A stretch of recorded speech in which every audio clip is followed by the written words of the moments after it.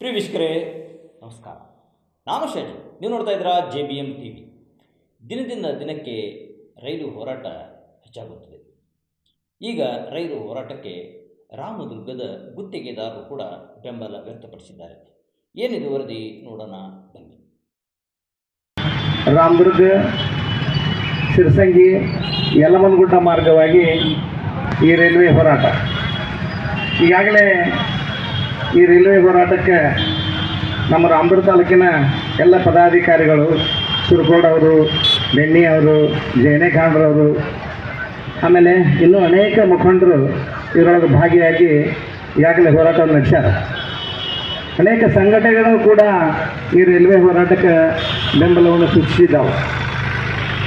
ಅದರಂತೆ ಈ ರೈಲ್ವೆ ಮಾರ್ಗದಿಂದ ಏನಾಗ್ತದಪ್ಪ ಅಂದರೆ ಈ ಭಾಗದ ಎಲ್ಲ ಜನರಿಗಿನ ಬಹಳ ಉಪಯೋಗ ಆಗ್ತದೆ. ಯಲಮನಗುಡ್ಡ, ಸಿರಸಂಗಿ ಈ ಭಾಗಕ್ಕೆ ಈ ಕಡೆ ನಮ್ಮ ಬಿಜಾಪುರದಿಂದ, ಶೋಲಾಪುರದಿಂದ ಸಾಕಷ್ಟು ಜನ ಬರ್ತಿದ್ದಾರೆ. ಅಂತಹ ಭಕ್ತಾದಿಗಳಿಗೆ ಬಹಳ ಅನುಕೂಲ ಆಗಲಿ ಅಂಥೇಳಿ ಈ ಹೋರಾಟವನ್ನು ನಡೆಸ್ಯಾರ. ಈಗಾಗಲೇ ನಮ್ಮ ರಾಮದುರ್ಗ ತಾಲೂಕಿನ ಶಾಸಕರಾಗಿರ್ತಕ್ಕಂಥ ಅಶೋಕಣ್ಣ ಪಟ್ಟಣದವರು ಕೂಡ ಈ ನಮ್ಮ ಹೋರಾಟಕ್ಕೆ ಬೆಂಬಲವನ್ನು ಸೂಚಿಸ್ಯಾರ. ಅದರಂಗೆ ಎಲ್ಲ ರಾಜಕಾರಣಿಗಳ ಪಕ್ಷ ಭೇದವನ್ನು ಮರೆತು ಇವತ್ತು ಯರವಾಡದ ಮಾದೇವಪ್ಪಣ್ಣ ಯರವಾಡರಾಗಿರ್ಬೋದು, ಅಶೋಕ್ ಪಟ್ಟಣರಾಗಿರ್ಬೋದು, ಇನ್ನೂ ಅನೇಕ ಎಲ್ಲ ಪಕ್ಷದ ಹಿರಿಯರು ಪಕ್ಷಾತೀತವಾಗಿ ಈ ಹೋರಾಟಕ್ಕೆ ಬೆಂಬಲವನ್ನು ಸೂಚಿಸಿದ್ದಾರೆ. ಅದರಂತೆ ಈ ಭಾಗಕ್ಕೆ ರೈಲ್ವೆ ಮಾರ್ಗ ಆಗಿದ್ದಕ್ಕೆ ಯಾಕಪ್ಪ ಅಂತಂದ್ರೆ ಬಹಳ ಜನರಿಗೆ ಅನುಕೂಲ ಆಗ್ತದೆ. ನಮಗೆ ರೈಲ್ವೇದ ಬಗ್ಗೆ ಮಾಹಿತಿ ಇಲ್ಲ, ಉಪಯೋಗಿಸೋದಿಲ್ಲ. ಮತ್ತು ಉತ್ತರ ಭಾರತದ ಕಡೆ ಆಗಲಿ ಬೇರೆ ಕಡೆ ಆಗಲಿ ಸಾಕಷ್ಟು ಆ ರೈಲ್ವೆ ಉಪಯೋಗವನ್ನು ತೊಗೊಂಡಿದ್ದಾರೆ.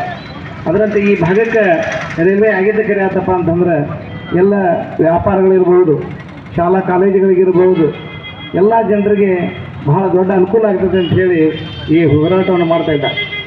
ಅದಕ್ಕೆ ಈ ಹೋರಾಟಕ್ಕೆ ನಮ್ಮ ರಾಮದುರ್ಗ ತಾಲೂಕಿನ ಕಾರ್ಯನಿರತ ಗುತ್ತಿಗೆದಾರರ ಸಂಘದ ವತಿಯಿಂದ ಆಮೇಲೆ ಎಲ್ಲ ನಮ್ಮ ಗುತ್ತಿಗೆದಾರರ ಬಂಧುಗಳು ಈ ಹೋರಾಟಕ್ಕೆ ಸಂಪೂರ್ಣವಾಗಿ ಬೆಂಬಲವನ್ನು ಸೂಚಿಸ್ತೇವೆ. ಅದರಿಂದ ಈಗಾಗಲೇ ಒಂದೇ ಸಾರಿ ಮೀಟಿಂಗ್ ಕರೆದಾಗ ಸಹಿತ ನಾವು ನಿಮ್ಮ ಜೋಡಿ ಇದ್ದೇವೆ ಅಂಥೇಳಿ ಈ ಎಲ್ಲ ಪದಾಧಿಕಾರಿಗಳಿಗೆ ನಮ್ಮ ಬೆಂಬಲವನ್ನು ಸೂಚಿಸಿದ್ದೆವು.